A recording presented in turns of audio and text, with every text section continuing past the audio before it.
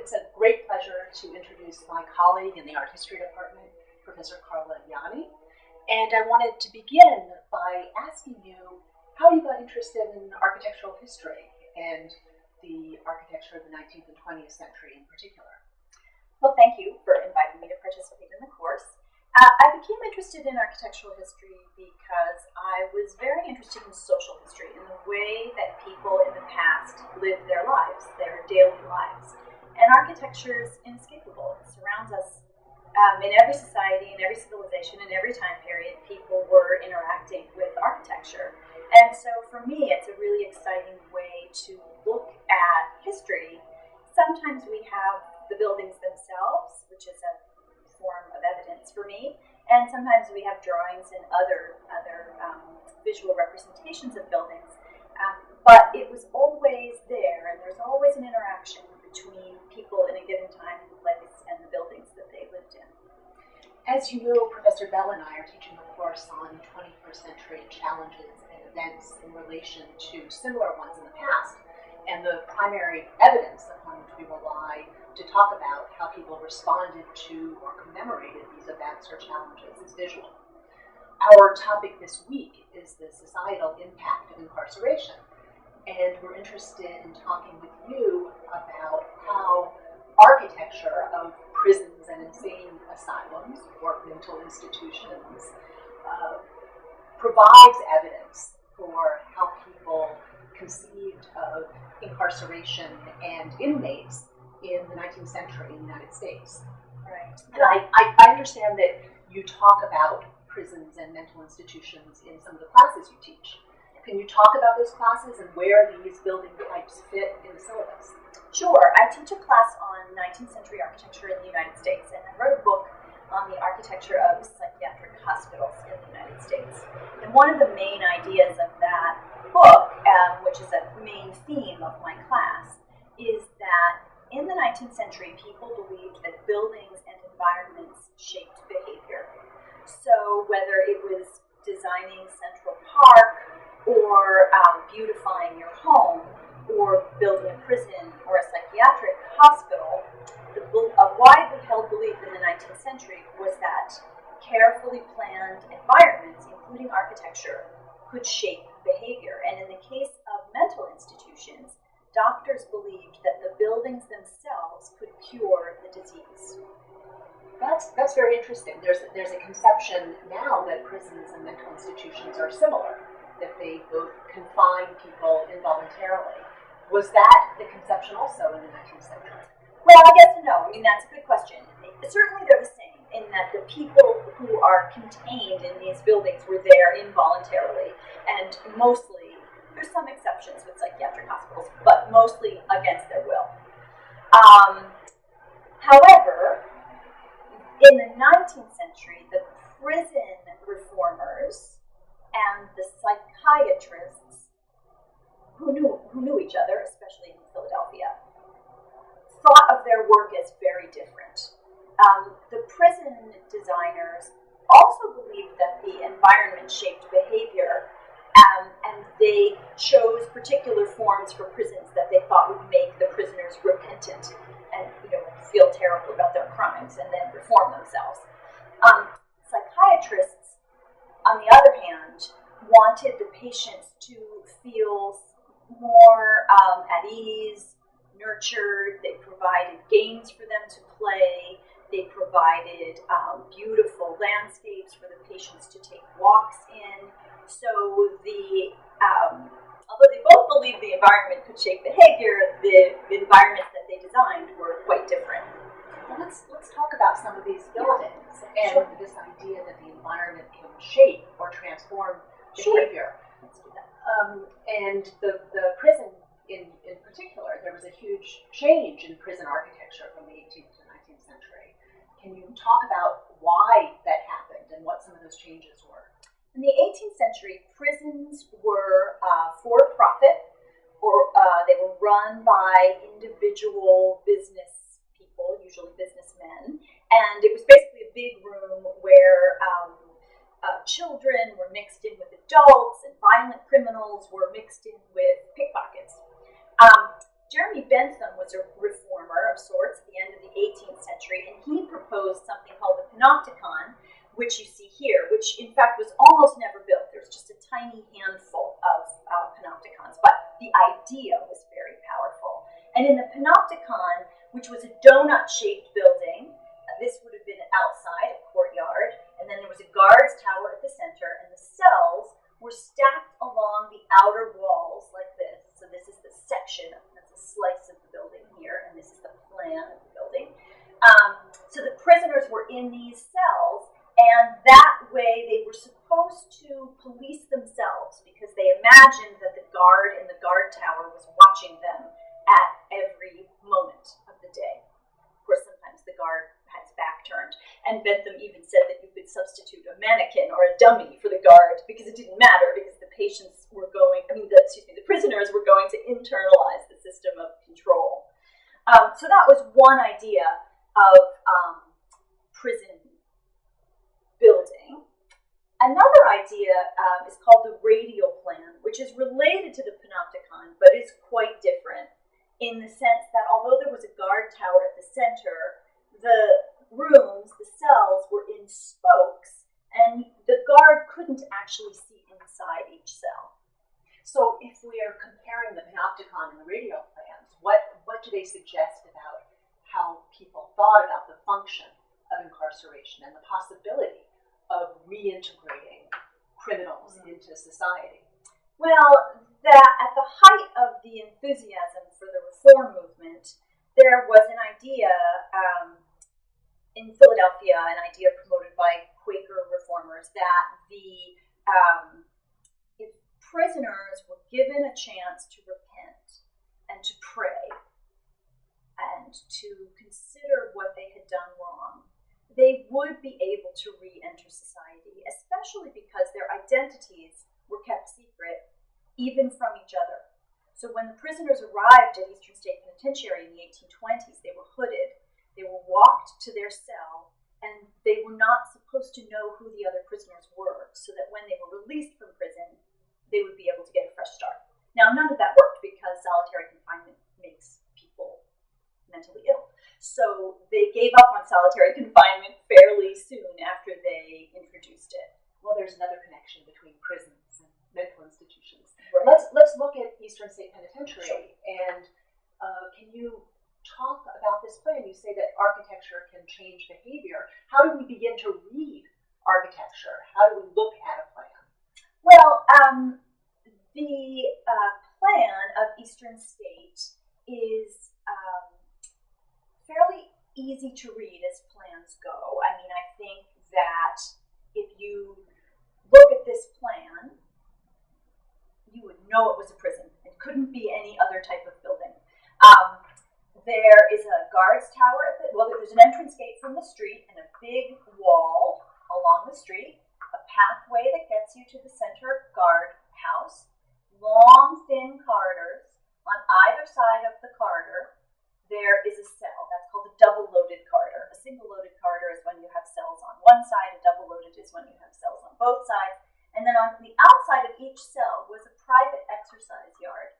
And so there was a cell that was interior, and then there was an exercise yard that was exterior, open to the sky. And the prisoners were allowed to go outside in the fresh air, but it was surrounded by walls.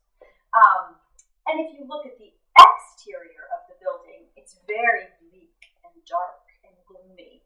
And that was actually described by the commissioners in the instructions to architects, that it should have a dreary exterior to remind people who were not in prison that they didn't want to do something wrong and end up in prison. So that's actually another similarity between prisons and 19th century asylums, is that they kind of serve to assuage the fears of people who are not confined. They are meant to tell you, as a society, we're taking care of this problem. Who was building this prison? In this case, was there a theory about incarceration that was used to create the plan and then build the structure? Well, the money was raised privately at first by this group of Quakers. but then there were state funds used. That's why the name is Eastern State Penitentiary. There was also a Western State Penitentiary. This is in Philadelphia. And it's truly remarkable in the sense that in the 19th century in the United States, the individual states paid for almost nothing. I mean, the state governments were very, very small. There weren't highways. There weren't a lot of the things we expect the states to pay for today. So the fact that the state paid for the prison and the asylum is quite remarkable. And were they reading Jeremy Bentham? Well, Eastern State was designed in opposition to Bentham. There were a lot of interesting ideas in Bentham that were very hard to put into practice architecturally. Round buildings are very expensive to build. It's difficult to put an addition on a round building. Where do you put it unless you build another round building next door? It was never clear in Bentham's description how he was going to keep the prisoners from escaping, because in his design, the walls on the inside of the cells were supposed to be made of glass, but there really wasn't the technology to do that at the time. There were competing systems of prison design in the 19th century as well. So it's not as if Eastern State was the only one, but it was widely copied. And at one point in the 19th century, it was the second most popular tourist attraction after Niagara Falls. Let's move into the mental institutions. You make the point that architecture was considered part of the cure for mental illness. How does that work? Well, doctors like Thomas Story Kirkbride, who was also based in Philadelphia, believed that when a patient had a serious mental illness, and for the most part in the 19th century, these people were very sick. They had already attempted to commit suicide. They had already shown themselves to be dangerous to their family members. So one shouldn't think that they were just slightly, irrational people who were bothering their neighbors or something. They had to be fairly ill before they would be committed. Kirkbride believed that the home environment contributed to the person's mental illness, and so removal from the home, as painful as it may be, was an essential part of the cure, according to Kirkbride. And then another aspect of his belief, which was widely held by fellow doctors, was that the treatment of the mentally ill had to be in a specially designed building, a purpose-built structure. Otherwise, they simply wouldn't recover. So the building itself was part of the cure. Remember that there wasn't this vast arsenal of drugs that we have today. There were a few drugs, opium, derivatives, but there were not all of the various treatments. It was really the 18th century. People were chained to walls and kind of left on the side of the road. And then in the 19th century, there was a belief that mental illness was not the patient's fault. The patient hadn't been forsaken by God, was not possessed by devils, and that there should be a rational, more sympathetic way of treating this most irrational of diseases. Many of these buildings were constructed in the 19th century in New Jersey. And it might be interesting to look at a couple of examples that Kirkbride was involved in the planning. Is there one that you would like to discuss? Well, there were not many in New Jersey. There were two very important ones. Kirkbride published a book in 1854 in which he published the ideal plan for a hospital. And then that ideal plan was put in place in New Jersey, in Trenton, at what was called the New Jersey State Lunatic Asylum. That was its official name. Now, of course, some of these terms are jarring to modern ears, but that was the official name in the 19th century. And so, although Kirkbride wasn't the doctor in Trenton, his ideas were really beautifully formed in that building. So there was a central pavilion in which the doctor lived. So the doctor and his family actually lived in the center building. And there were also parlors there for when families came to visit. One side of the plan, which is known as the linear plan or Kirkbride plan, was for men, and the other side was for women. these buildings held 250 patients. The center building kind of blocked the view, divided the male department from the female department, and every room in an asylum, in a 19th century insane asylum on the linear plan, had beautiful views of the landscape. And the landscape at the Trenton Asylum was designed by Andrew Jackson Downing, who was the most important landscape architect in the United States before Olmsted.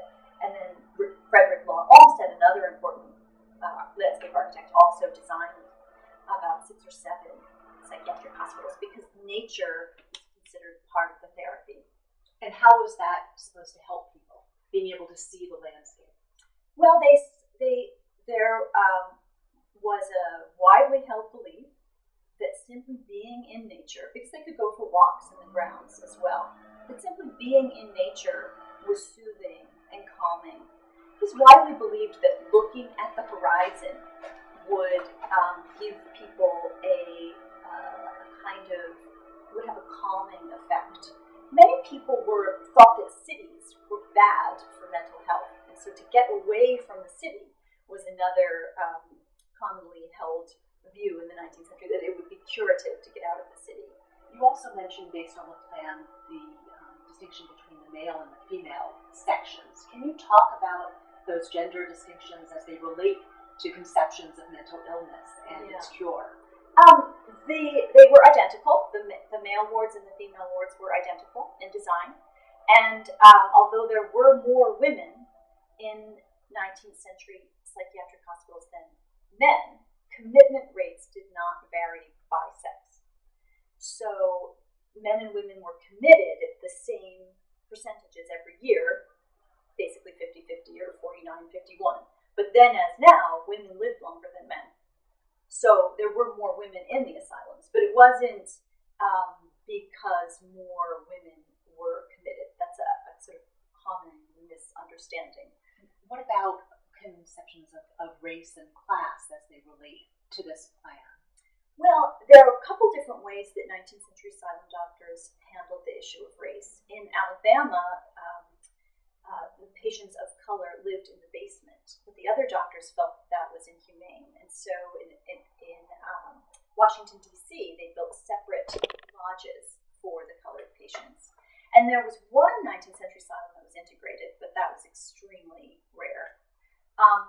And the case of class was an interesting one because wealthy patients brought their own servants and their own furnishings to the asylums. But as the century wore on, by and large, the state-funded asylums were for poor people, and there were private asylums founded on the same medical principles, and wealthy people went to the private asylums. So the asylum in Trenton is 1848, and Greystone is 1875. Can you talk about the differences? Can I interrupt just a second? This is Professor Bell here behind the camera, but I can't resist. This looks to me something like the river dorms right over here at Rutgers, stretched out there with beautiful views left and right. Is that something we want to pursue, or let's just stay within the 19th century? Well, you'll have to invite me back, because my next book is about the architecture of dormitories. I will invite you back. I can't resist doing that, but fine, we'll let that aside. They are definitely, I think any building where you house a large number of people communally will have certain architectural similarities. The double-loaded corridor is very common, and the river dorms indeed have double-loaded corridors. There tend to be, you have to pay special attention to the entrances and exits because you don't want the people to run away. Or in the case of a dormitory, you don't want there to be too many entrances and exits because you don't want strangers coming in. There are also issues of fireproofing for any large building, and those issues would cause there to be design similarities between prisons and dormitories and psychiatric hospitals. Okay, so let's get back to Greystone and Sure. how that differs from the New Jersey State Asylum in Trenton. Greystone was built in the 1870s when the asylum in Trenton had become desperately overcrowded.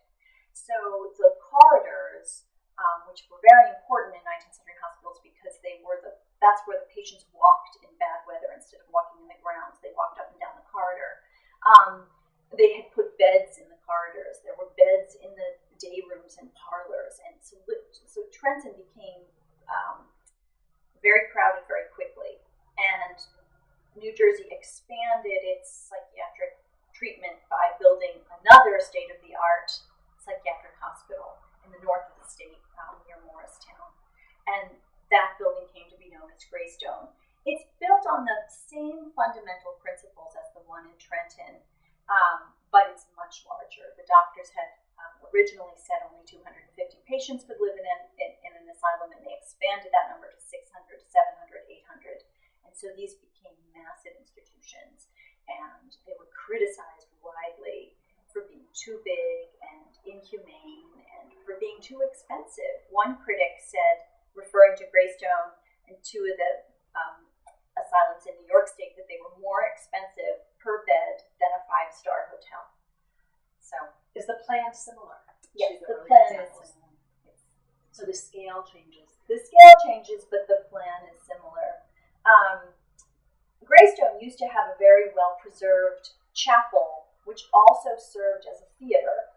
Putting on plays was another part of the therapy, and religious observance was an important part of the therapy too. They would bring in a pastor or a priest from a different denomination every week on a rotating basis, so that patients could have access to religion, and that perhaps would aid in their recovery as well. Was that part of Kirkbride's plan as well? It was. He was a Quaker, but he believed that asylums should be non-denominational, so that patients should pursue whatever religious beliefs they had before they came to the asylum, and the asylum shouldn't interfere in their religious outlook.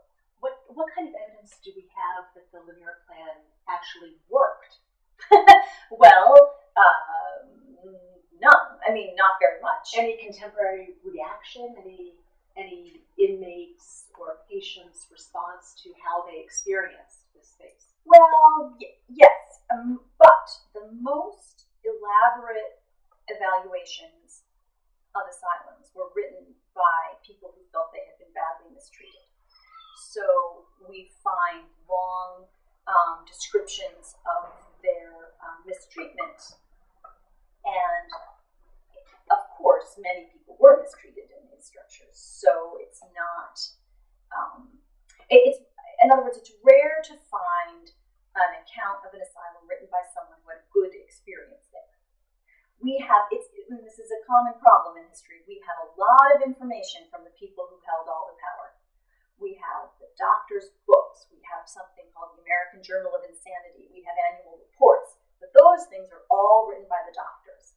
We don't have as much evidence from the patients as a historian I would like to have. So we don't know how architecture actually shaped people's lives.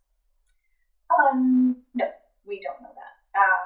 We do know that doctors themselves were becoming frustrated with these large linear plan hospitals because a group of doctors broke off from the main group and started to build what they called cottage plan asylums. Can you tell us about those? Those were smaller house-like structures, although they actually contained between 60 and 100 patients, so they were not exactly typical suburban houses, but they were smaller. They were on a suburban street.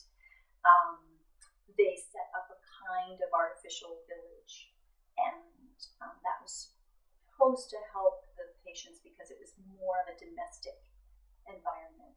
I mean, that would be one other difference between prisons and asylums, is the asylums maintained this rhetoric of domesticity. The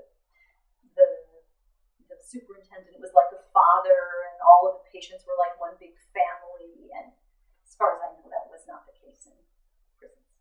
But the idea was to move people out of their home, and it's interesting. Yeah. If you look at the movie Silver Linings Playbook, for instance, the idea is to cure someone in the family, and that certainly come around to create a conception of asylums as not the place to send your right. Well, they clearly are institutions. That it's a sort of internal paradox. Yeah. But what did the architecture have to do with their demise? Was it responsible for this shift away from asylums being considered a cure to becoming the absolute last resort? I think if an asylum had been built if an asylum were built and run in its optimal way, the way they were meant to be in the 1840s, it would be as good an environment as possible. However, they were never built as planned. There was never enough money for maintenance. There was never enough money for staff. There was always a shortage of attendants. And once they were overcrowded, they became, human warehouses.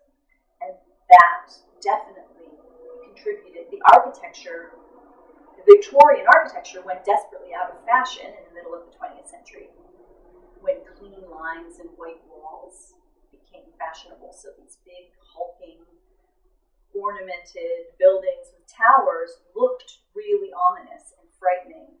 And a lot of bad things happened there. So I think the architecture, which was built with great optimism, came to represent the opposite of all of that. Michel Foucault was interested in both prisons and insane asylums and thought of them as a way that the state imposed its control on individuals.